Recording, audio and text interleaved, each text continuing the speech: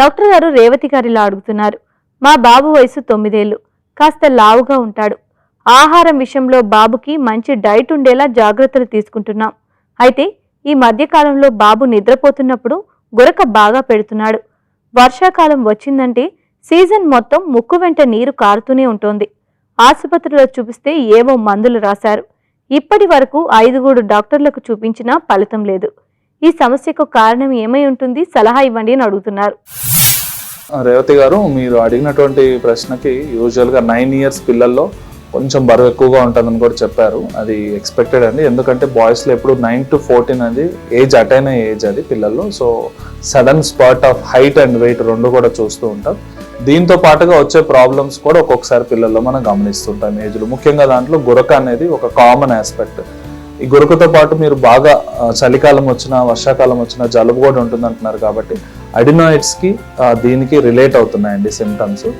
9 years కొంచెం బరువు ఎక్కువ ఉన్నారు, గురక ఉంటుంది, ముక్కులో నుంచి రొంప ఈజీగా వస్తూ ఉంది అని చెప్తున్నారు కాబట్టి ఈ సిమ్టమ్స్ అన్ని ఒక చోట పెడితే కనుక అడినాయిడ్స్ ఉండే ఛాన్స్ ఉంటుంది.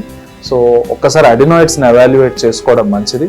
ఈ గురకకి అడినాయిడ్స్ రీజన్ అవుతాయి. అదే రకంగా చిన్నగా క్లైమేట్ చేంజ్ అయినా కొంచెం చల్లటి పదార్థాలు తిన్నా కూడా వెంటనే కోల్డ్ లాగా వచ్చి నోస్ బ్లాక్ అవడం, జలుబు, రొంప కారడం లాంటి సిమ్టమ్స్ ఉంటాయి కాబట్టి సో మోస్ట్ కామన్గా అడినాయిడ్స్ని ఒకటి రూల్ అవుట్ చేసుకోవాలి. రెండోది, అడినాయిడ్స్ లేకుండా కేవలం అలర్జీ మాత్రమే ఉండి అలర్జిక్ రైనైటిస్ ఉండి బరువు ఎక్కువగా ఉండడం వల్ల కూడా గురక వచ్చే ఛాన్స్ ఉంటుంది. దాన్ని అబ్స్ట్రక్టివ్ స్లీప్ ఎప్నియా అంటారు.